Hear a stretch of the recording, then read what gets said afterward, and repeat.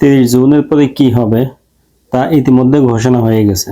এতদিন সবারই একটা প্রশ্ন ছিল যে 30 জুনের পরে কি হবে।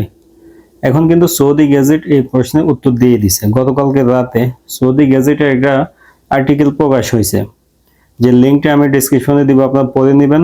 এখন আমি পড়ে আপনাদেরকে শোনাবো এবং কি সুবিধা অসুবিধা নিয়ে আমরা একটু আলোচনা করব। প্রথমেই সৌদি গেজেটের নিউজটা আমরা পড়ি, এখানে কি বলা আছে, আসলে 30 জুন নিয়ে ওনারা কি বলতে চায়। তো মানব সম্পদ ও সামাজিক উন্নয়ন মন্ত্রণালয়ের অধীনস্থ কিওয়ার্ক প্ল্যাটফর্ম কর্তৃক মেয়াদ উত্তীর্ণ ওয়ার্ক পারমিটধারী কর্মীদের অবস্থা সংশোধনের জন্য নির্ধারিত সময়সীমা আর মাত্র 2 দিন বাকি আছে। নিয়োগকর্তাদের জন্য ওয়ার্ক পারমিট নবায়ন বা কর্মী স্থানান্তর করার শেষ দিন হলো মঙ্গলবার, অর্থাৎ 30 জুন। অর্থাৎ এখানে প্রথমেই 30 জুনের বিষয়টা ক্লিয়ার করছে। আসলে 30 জুন যে মেসেজটা আমাদেরকে দিছে, এটার মেয়াদ আর 2 দিন আছে। এই 2 দিনের মধ্যেই ওয়ার্ক পারমিট যাদের এক্সপায়ার আছে তাদের এটা রিনিউ করা অথবা কর্মী অন্য জায়গায় ট্রান্সফার হওয়ার মাত্র 2 দিন বাকি আছে।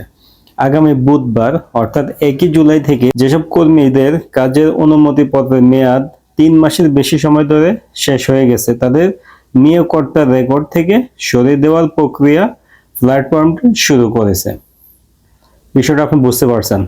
আপনাকে প্রথমে সতর্ক করছে যে 30 জুনের মধ্যে আপনি কি করতে হবে, ওয়ার্ক পারমিট রিনিউ করতে হবে অথবা অন্য জায়গায় ট্রান্সফার হইতে হবে। যদি না হন তাহলে কি হবে, আগামী 1 জুলাই থেকে আপনি বর্তমানে যে মুআসাসা বা কোম্পানি অধীনস্থ আছেন, যেখানে কফলা আছেন, ওই মুআসাসা থেকে আপনার নাম মুছে যাবে, অর্থাৎ ওই মুআসাসায় আপনি আর থাকবেন না। এখন এখানে একটা প্রশ্ন আসবে, আমার নাম যদি ওই মুআসাসা থেকে মুছে যায় তাহলে আমি কি চাইলে অন্য জায়গায় সহজে কফলা হইতে পারবো, নাকি আমি আর কফলা হইতে পারবো না? এটা একটু বড় প্রশ্ন।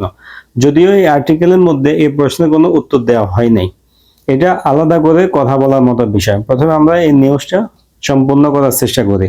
কিওয়ার্ক প্ল্যাটফর্ম জানিয়েছে যে কোনো কর্মীর ওয়ার্ক পারমিটের মেয়াদ 3 মাসের বেশি সময় ধরে শেষ হয়ে গেলে তাকে প্রতিষ্ঠানের রেকর্ড থেকে স্বয়ংক্রিয়ভাবে মুছে ফেলা হবে। বৈধ ওয়ার্ক পারমিট ছাড়া কর্মী কর্মরত থাকার সময় থেকে শুরু করে রেকর্ড থেকে মুছে ফেলার দিন পর্যন্ত প্রতিষ্ঠানটি সে সময় সমস্ত বকেয়া আর্থিক দায়বদ্ধতার জন্য দায়ী থাকবে। এখানে আলাদা করে যেটা বলছে সেটা হইলো, আপনি এখন যে মুআসাসাতে আছেন আপনার নাম মুছে ফেলার দিন পর্যন্ত যে টাকাটা মুক্ত মামলায় বাকি থাকবে এটার জন্য আপনার আগের মুআসাসায় দায়বদ্ধ থাকবে, ওনারা এটা পরিশোধ করতে হবে, এটা আপনার উপর আসবে না। এই প্রশ্ন থেকে অর্থাৎ নিচে যে কথাটা বলছে টাকার বিষয়, এখান থেকে আমরা ধারণা করতে পারি অবশ্যই আমাদের নাম যখন মুআসাসা থেকে মুছে যাবে চাইলে আমি অন্য জায়গায় কফলা হইতে পারবো।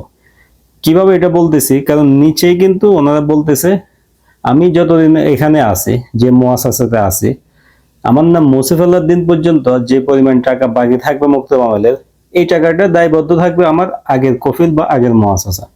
অর্থাৎ নতুন জায়গায় গেলে তখন আমার পিছনের টাকাটা দিতে হবে না। এখান থেকে বোঝা যায় হয়তোবা আমরা অবশ্যই অন্য জায়গায় কফলা হইতে পারবো।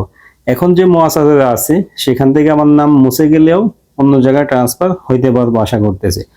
তারপরে আপনি কি করবেন, নিউজটা বেশি বেশি পড়ে বোঝার চেষ্টা করবেন যে কি বলছে। আমি কয়েকবার পড়ছি, আমি আমার মতো বুঝতে পারছি। আপনি পড়লে হয়তোবা আপনি আরো ভালোভাবে বুঝতে পারবেন যে এখানে কি বলছে, এরপর আপনি সিদ্ধান্ত নিতে পারবেন। তবে মেন কথা হচ্ছে 30 জুনের পরে কি হবে এটা ক্লিয়ার হয়ে গেছে।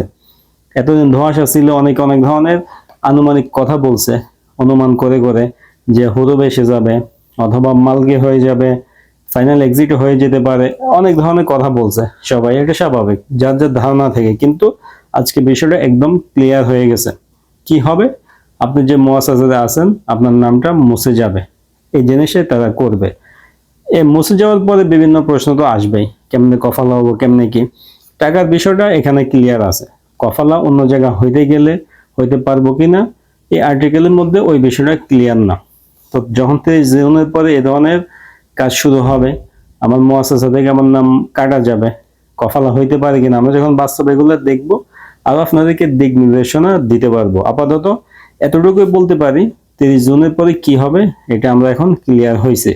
যে মুআসাসাতে আছেন, শরিকাতে আছেন, যদি আপনার ওয়ার্ক পারমিট এক্সপায়ার থাকে 3 মাস একটা নাম, এরপরে আপনার নাম ওই মুআসাসাতে আর থাকবে না। কফিলে যখন তার কর্মীর লিস্টে ঢুকবে, সেখানে আপনার নাম দেখবে না। নিচে আরো বিভিন্ন কথা বলছে, বিশাল একটা আর্টিকেল, আমি পুরোটা পড়তেছি না, আপনারা যার যার মতো করে পড়ে নেবেন, পড়লে আপনারা বুঝতে পারবেন আশা করতেছি। তো 23 জন নিয়ে যারা ভয় ছিলেন তারা এখন প্রশ্নের উত্তর পাইছেন। এখন আপনাদের সিদ্ধান্ত, আপনারা কি করবেন। সম্ভব হইলে এখনই ওয়ার্ক পারমিট রিনিউ করে দেন। তবে ওয়ার্ক পারমিট রিনিউ করতে গেলে আরো একটা প্রশ্ন আসে যে ভাই এখন তো আকামা রিনিউ হইতেছে না, 100 রিয়ালে তো আমি করতে পারতেছি না, তাহলে আমি কেমনে ওয়ার্ক পারমিট রিনিউ করবো। হ্যাঁ, অবশ্যই এটা বড় একটা প্রশ্ন। আপনি চাইলে বেশি টাকা দিয়ে কিন্তু করতে পারবেন, এমন না যে এই কামা হইতেছে না, এই কামা ঠিকই হইতেছে, তবে কম টাকা হইতেছে না। 9600 রিয়াল দিয়ে তো আসলে সবার দ্বারা এই কামা করা সম্ভব না। আপনার কফিল বা কোম্পানি যদি করে, বা আপনি কোম্পানির কাজ করেন, সেক্ষেত্রে আপনি নিশ্চিন্তে থাকতে পারেন, এটার দায় কোম্পানি নিবে, কফিল নিবে। যারা বাইরে কাজ করেন ফায়দা দিয়ে, তাদের একটু দুশ্চিন্তার কারণ আছে এখানে।